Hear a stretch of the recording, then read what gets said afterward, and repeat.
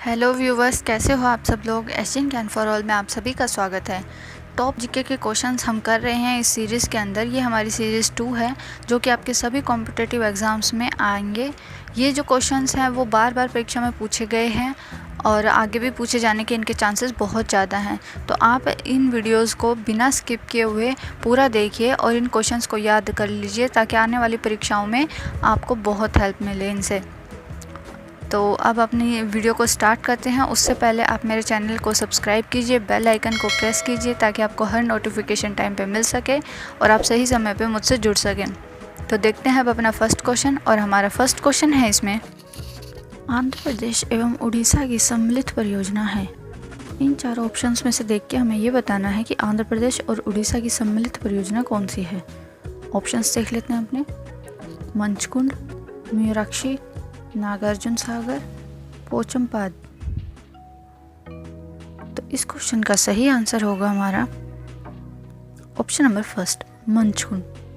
मंचकुंड जो है वो पन बिजली परियोजना है जो आंध्र प्रदेश और उड़ीसा की सीमा के बीच में दुधवा जो जलप्रपात है वहाँ पे स्थित है और इसका संचालन वहाँ आंध्र प्रदेश और उड़ीसा की सरकार करती है।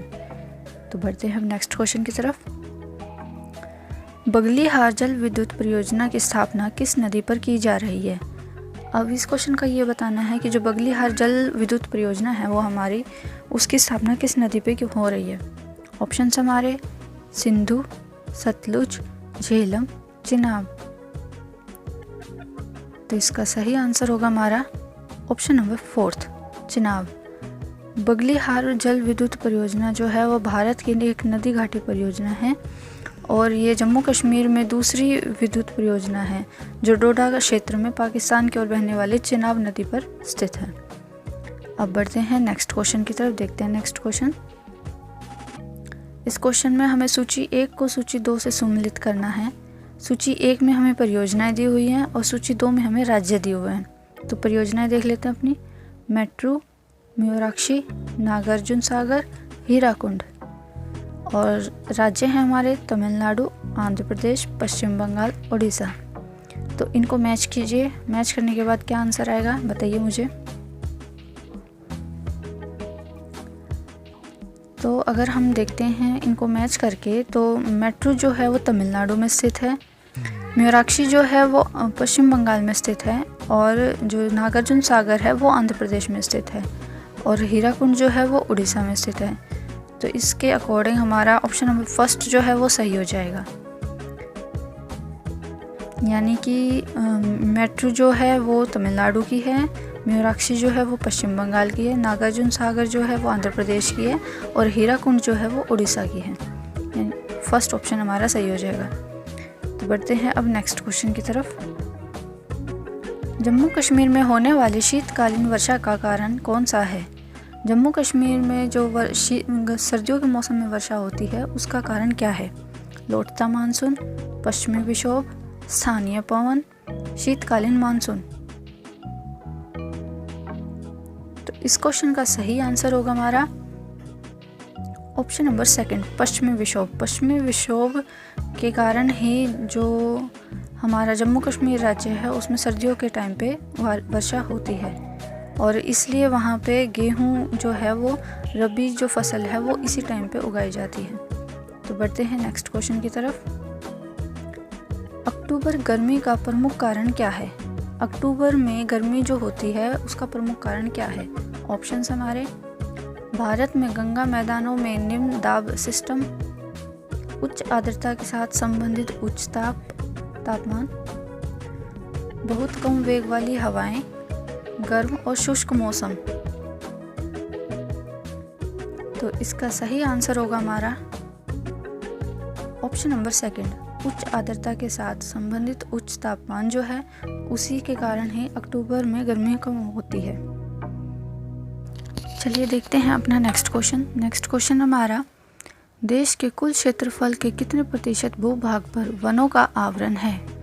यानी हमारा जो भारत देश है इसमें जो वनों का क्षेत्रफल है वो कितना है ये हमें बताना है। 20.55%, 21.67%, 23.03%, 23.68%। तो इसका सही आंसर होगा हमारा ऑप्शन नंबर सेकंड। 21.67% जो है वो भूभाग वन से घिरा हुआ है हमारे भारत का। चलिए देखते हैं अब नेक्स्ट क्वेश्चन। भारत में मैंग्रोव वनस्पति का सर्वाधिक विस्तार किस राज्य में पाया जाता है? मैंग्रोव वनस्पति जो है वो हमारी सबसे ज़्यादा कौन से राज्य में होती है, ये हमें बताना है। ऑप्शन हमारे गोवा, पश्चिम बंगाल, आंध्र प्रदेश, उड़ीसा।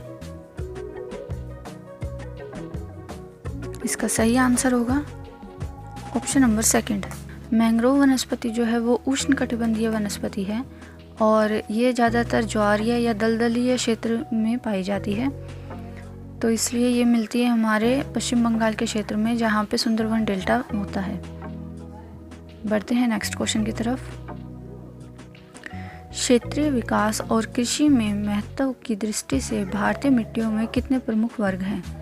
यानी कि भारत में जो मिट्टियाँ पाई जाती हैं वो कितने प्रकार की होती हैं, ये हमें बताना है। ऑप्शन है हमारे 2, 3, 4, 5। तो इसका सही आंसर होगा ऑप्शन नंबर 4, आंसर है 5। भारतवर्ष जैसे विशाल देश में जो मिट्टियाँ पाई जाती हैं वो 5 प्रकार की पाई जाती हैं, जो कि है जलोढ़ मिट्टी, काली मिट्टी, लाल मिट्टी, लैटराइट मिट्टी और रेतीली मिट्टी। तो देखते हैं अब अपना नेक्स्ट क्वेश्चन। निम्नलिखित में से कौन सी मिट्टी जैव पदार्थों से भरपूर होती है? इन चारों में से देख के हमें ये बताना है कि जैव पदार्थ से भरपूर मिट्टी कौन सी है। ऑप्शन हमारे काली मिट्टी, मखरीली मिट्टी, लाल मिट्टी, जलोढ़ मिट्टी। तो इसका हमारा सही आंसर होगा ऑप्शन नंबर फर्स्ट, काली मिट्टी। भारत की स्थानीय मिट्टी में से काली मिट्टी सबसे अलग दिखाई देती है और इसको रेगुर के नाम से जाना जाता है क्योंकि इसमें पोटाश की बहुलकता होती है और यहाँ पे कपास की खेती ज़्यादा होती है, इसलिए इसको काली कपास मिट्टी भी कहा जाता है और ये ज़्यादातर महाराष्ट्र, कर्नाटक, गुजरात, मध्य प्रदेश के क्षेत्र में पाई जाती है। तो अब बढ़ते हैं नेक्स्ट क्वेश्चन की तरफ। ये हमारी वीडियो का लास्ट क्वेश्चन है, देखते हैं इसे। मृदा अपरदन रोका जा सकता है। अब जो मृदा अपरदन है वो किस प्रकार से रोका जा सकता है, ये हमें बताना है। अति चराई द्वारा, वनस्पति उन्मूलन द्वारा, वन रोपण द्वारा, पक्षी संख्या में वृद्धि द्वारा। तो इसका सही आंसर होगा वन रोपण द्वारा, यानी ऑप्शन नंबर 3 जो है वो हमारा सही हो जाएगा। मृदा संरक्षण जो होता है उससे तात्पर्य हमारा होता है कि मृदा को अपने स्थान से हटने से रोका जाए और उसको रोकने के लिए हमें ज़्यादा से ज़्यादा पेड़ लगाने पड़ेंगे ताकि उन पेड़ों की जड़ें जो हैं वो मिट्टी को पकड़ के रखें और जो मृदा संरक्षण है वो हो पाए। तो ये थे मेरे जीके के क्वेश्चंस। आपको ये क्वेश्चंस कैसे लगे प्लीज़ मुझे कमेंट करके ज़रूर बताइएगा।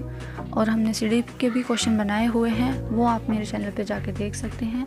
इससे आपके जो आने वाले CTET है, UP TET है, HTET है, इनमें काफ़ी हेल्प मिलेगी। तो मेरे चैनल को सब्सक्राइब कीजिएगा, बेल आइकन को प्रेस कीजिएगा ताकि आपको हर नोटिफिकेशन टाइम पे मिले। थैंक्स फॉर वॉचिंग एशियन ज्ञान फॉर ऑल।